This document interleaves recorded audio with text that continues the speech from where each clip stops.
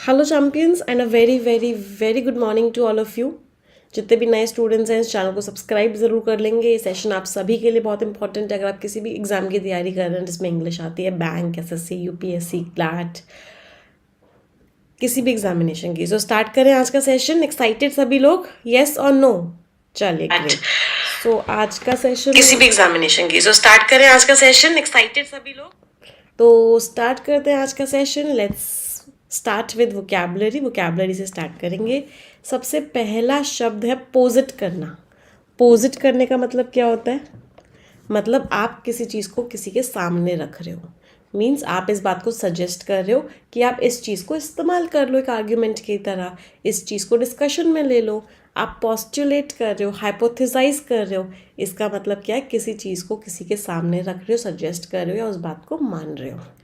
Action की बात कर रहे हैं, part of speech is verb. Antonyms हो गए, मना कर रहे हो, दूर रह रहे हो उस चीज़ से, डिसरिगार्ड कर रहे हो, उसको वैल्यू नहीं दे रहे हो। तो उसने क्या सजेस्ट किया? उसने बोला कि जेंडर के जो आइडियाज़ हैं वो सोशली बनाए गए हैं। मतलब जेंडर कुछ नहीं होता है, हमने खुद ही अपनी सोसाइटी में बनाया है। सस्टेन करना, किसी चीज़ को बहुत लंबे टाइम तक चलाते हुए रखना, उसको क्या बोलते हैं? सस्टेन करना। उस चीज़ को बनाए रखना। इसका एडजेक्टिव फॉर्म क्या होता है? इसका एडजेक्टिव फॉर्म होता है सस्टेनेबल। सस्टेनेबल मीन्स जो लंबे टाइम तक चलता रहे। और ये सस्टेन्ड क्या होता है? ये सस्टेन्ड वर्ब होता है जिसमें हम एक्शन की बात कर रहे हैं। तो सिनोनिम्स कंटिन्यू करना, प्रिजर्व करना, लंबे टाइम तक चलाते हुए रखना। एंटोनिम्स रोक देना, हिंडर कर देना, डिस्करेज कर देना, ऑब्स्ट्रक्ट कर देना, हैम्पर कर देना, मीन्स किसी चीज़ को रोक देना। तो इकोनॉमी ऐसा लग रहा है कि अपनी ग्रोथ को अगले साल भी मेंटेन रखेगी, अपनी ग्रोथ को अगले साल भी कर देगी। अगला अपटिक, अप लिखा हुआ है। अप मीन्स ऊपर। तो अपटिक का मीनिंग क्या हो गया? किसी चीज़ में इंक्रीमेंट हुआ है, किसी चीज़ में इंक्रीज हुआ है, राइज हुआ है, बूस्ट हुआ है, इंक्रीज इन समथिंग। एंटोनिम्स, कमी आ गई है, रिडक्शन हुआ है, डिक्लाइन हुआ है। तो मूवीज़ में कभी कभी अपटिक हो जाता है, रेवेन्यू बढ़ जाता है जब वो ऑस्कर में जीत जाती है। Part of speech is noun.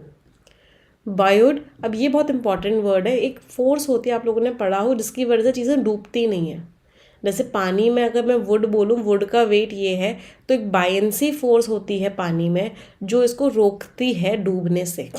तो बायंसी फोर्स क्या करती है? उसको नीचे से सपोर्ट करती है। तो वहीं से ये वर्ड बना बायोड। इसका मीनिंग क्या है? किसी चीज़ को सपोर्ट करना, उसको संभाल लेना, उसको और सक्सेसफुल बना देना।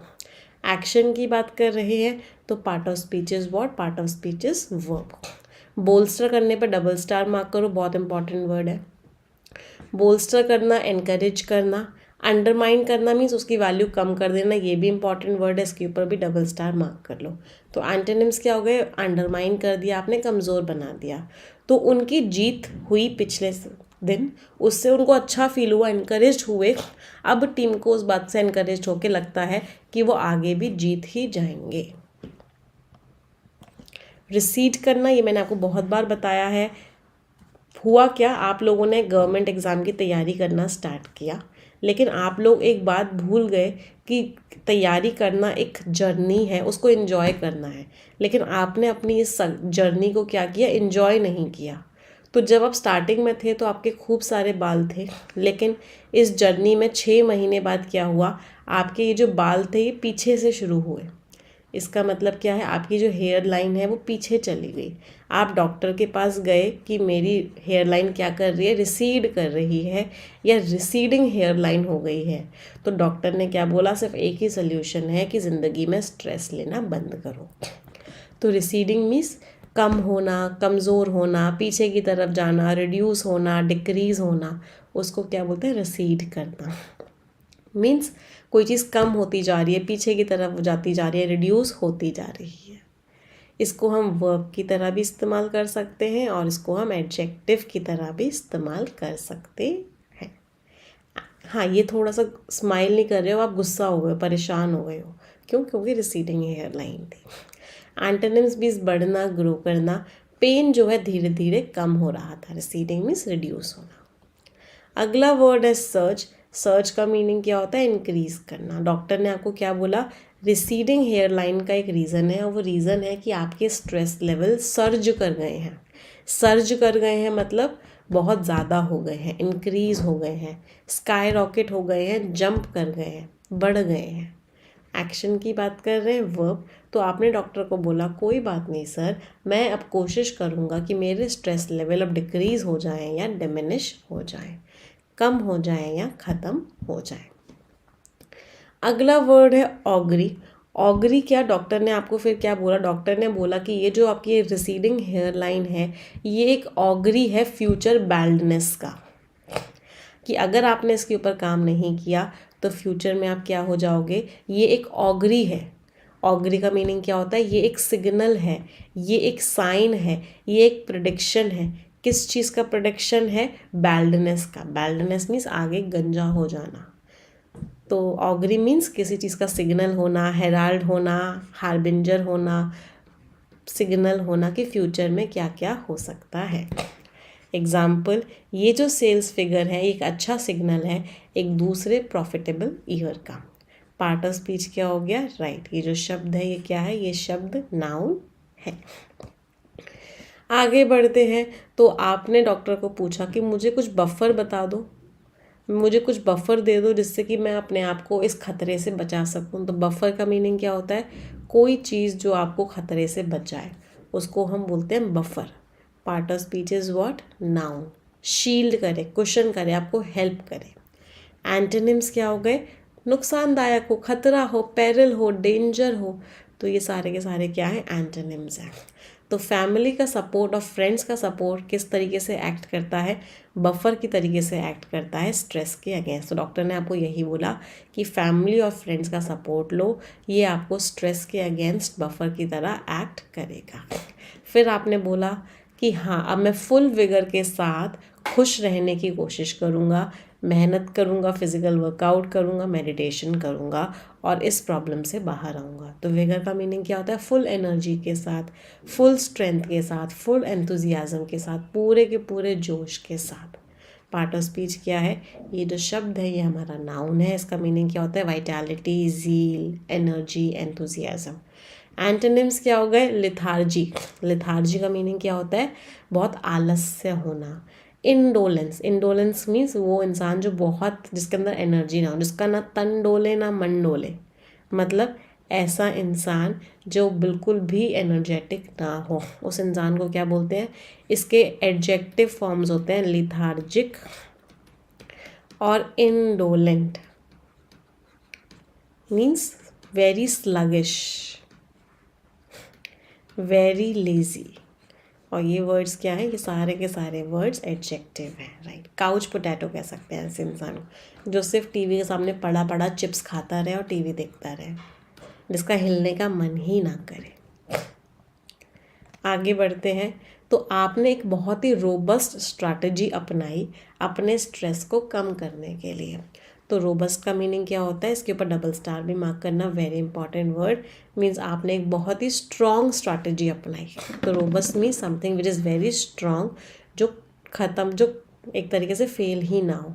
हार्टी हो, स्टर्डी हो, बहुत स्ट्रॉन्ग हो। Part of speech is what? Adjective. Antonyms जो स्टेबल ही ना हो, फ्रेजाइल। फ्रेजाइल इज शीशा हो या दिल हो, आखिर टूट जाता है। तो लोग क्या कहते हैं कि दिल फ्रेजाइल होता है। फ्रेजाइल मीन्स कमज़ोर होता है, ब्रेकेबल होता है। तो हमारा स्पेशलाइजेशन है कि हम बहुत ही स्ट्रॉन्ग और बहुत ही सिंपल मशीनरी बनाते हैं।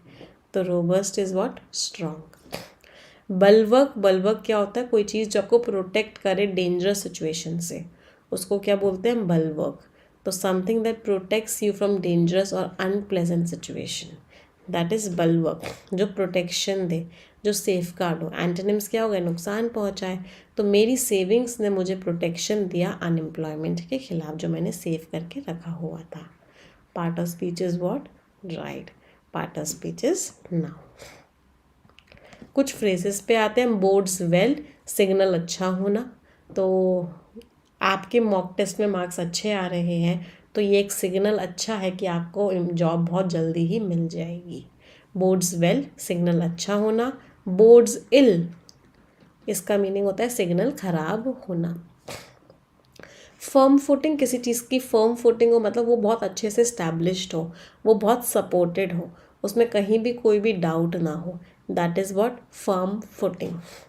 अंडर अ क्लाउड, कोई चीज़ क्लाउड के अंदर है मतलब आपको उस पर भरोसा नहीं है। हमारे रिश्ते को अंडर अ क्लाउड माना जाता है, ये लोगों को भरोसा नहीं है हमारे रिश्ते पर। सस्पिशन, डिस्ट्रस्ट, डिसअप्रूवल की नज़रों से देखा जाता है। क्लाउड का एक और इडियम होता है, आई एम ऑन क्लाउड 9। इसका मीनिंग क्या होता है? आज मैं ऊपर, ज़माना है पीछे, नहीं ज़माना है नीचे। तो on cloud 9 means very happy, बहुत बहुत बहुत खुश, उसको बोलते हैं ऑन द क्लाउड। एक और इडियम होता है क्लाउड का, every cloud has a silver lining. Her cloud के अंदर सिल्वर लाइनिंग होती है। इसका मतलब क्या होता है? हर बुरी सिचुएशन में कुछ अच्छा छुपा हुआ होता है। तो अगर आपका ब्रेकअप हुआ है तो उसमें कुछ अच्छा ही होगा। हो सकता है भगवान चाहता हो कि आप फुल फोकस के साथ अपनी तैयारी करें आप। तो every cloud has a silver lining. अगला है हैंग अप हिज बूट्स। इसका मतलब क्या है? रिटायर हो जाना स्पोर्ट खेलने से। किसी ने अपने बूट्स हैंग अप कर लिए, इसका मतलब क्या है? अब उसने रिटायरमेंट ले लिया स्पोर्ट्स से। वोकैबुलरी क्लियर हुई सभी की?